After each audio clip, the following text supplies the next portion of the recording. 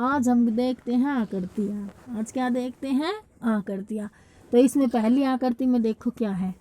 पहली आकृति में क्या है? पहली आकृति ये इस प्रकार है और इससे संबंधित आकृति ये इस प्रकार है। इस प्रकार कैसे है कि इस यह पंचभुज 1 2 3 4 5 ये 5 भुजाओं वाला इस आकृति के अंदर आ गया। जो पहले वाली आकृति थी वह इसके अंदर आ गया। तो इसमें भी यही हो जाएगा। ये जो त्रिभुज है यह ऐसी ही आकृति के अंदर आ जाएगा। तो इनमें से ऐसी आकृति कौन है? सी है। इनमें से ऐसी आकृति ये है सी वाली, क्योंकि पहले वाली आकृति है ये इस त्रिभुज की इसके अंदर आ गई।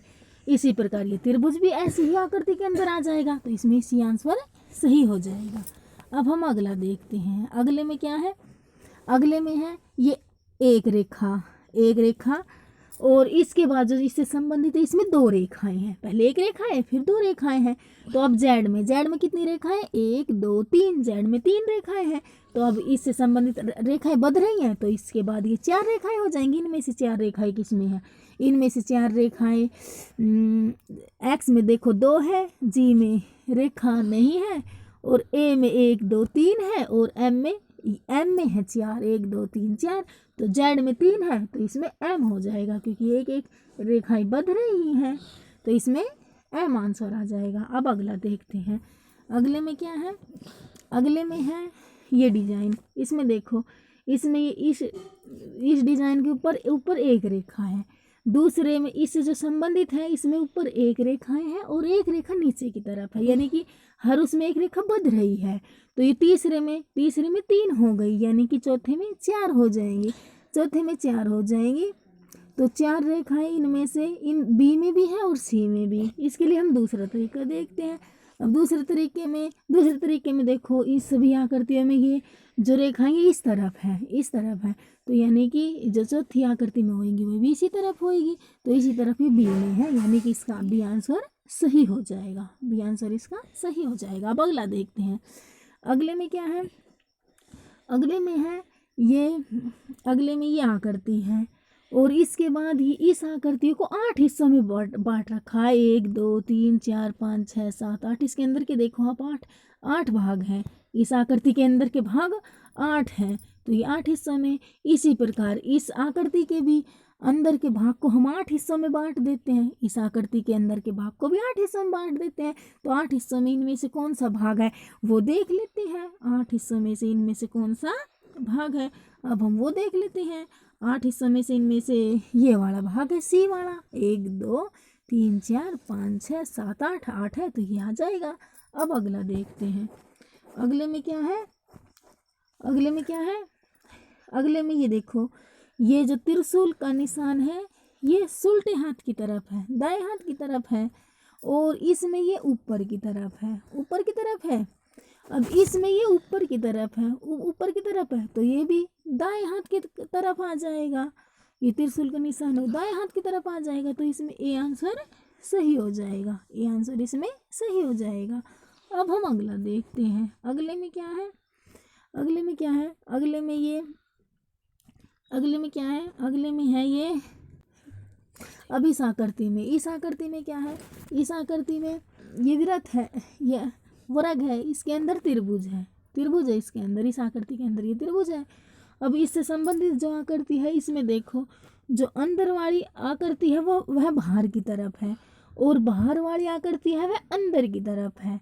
इस आकृति से संबंधित है वह काली है, लेकिन इसमें सिर्फ अंतर यह है कि त्रिभुज है जो अंदर वह ऊपर की तरफ है, लेकिन जो बाहर की तरफ किया हुआ है वह नीचे की तरफ। अब हम इसमें भी यही देखते हैं।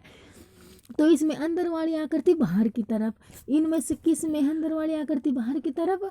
तो ये देखो इसमें भी है, इन तीनों में है। लेकिन जो अंदर वाली आकृति बाहर वाली आकृति वह अंदर की तरफ किस में? बी में और सी में है। अब बी और सी में, लेकिन जो त्रिभुज का निशान इसमें ऊपर की तरफ है वह नीचे की तरफ आ जाएगा, क्योंकि इससे जो संबंधित है इसमें भी यही है। तो त्रिभुज का निशान ऊपर की तरफ है वह नीचे की तरफ है। इनमें से किस में? सी में, यानी कि इसका आंसर ये सी सही हो जाएगा। सी आंसर आ जाएगा। अब अगला देखते हैं। अगले में क्या है? अगले में है इसमें ये रेखाएं हैं और इससे संबंधित रेखा, इससे जो संबंधित आकृति है इसमें नीचे की तरफ एक रेखा कट गई है, नीचे की तरफ एक रेखा कट गई है। तो अब हम अगले इसमें भी देखते हैं, इसमें भी ये रेखाएं हैं, तो इसमें भी नीचे की तरफ की एक रेखा को काट देते हैं। तो इसमें ये सी आंसर सही हो जाएगा, सी आंसर इसमें सही हो जाएगा, इसमें सी आ जाएगा। अब अगला देखते हैं, अगले में क्या है, अगले में है ये पहले ये चित्र है और इस चित्र में इसमें ये 2 खाने भर दिए गए हैं, 2 खाने भर दिए गए हैं।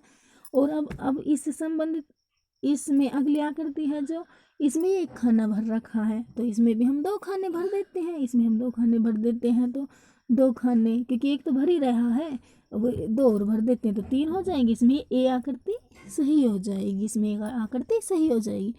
अब अगला देखते हैं, अगले में क्या है, अगले में है ये, अगले में है STP।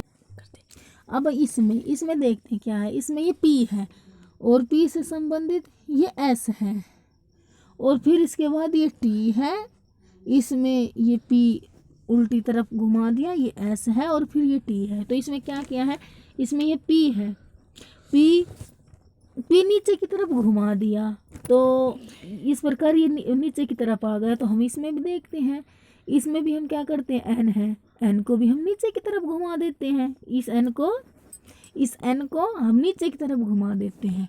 N को जब नीचे की तरफ हमने घुमाया है तो यह N वैसा का वैसा ही है। तो इसमें यानी कि A, C या D में से आएगा, A, C या D में से आएगा, क्योंकि वैसा का वैसा ही है N जब हमने नीचे की तरफ घुमाया है। तो इसके बाद हम दूसरा देख लेते हैं, दूसरा क्या देखते हैं, दूसरा T देखते हैं।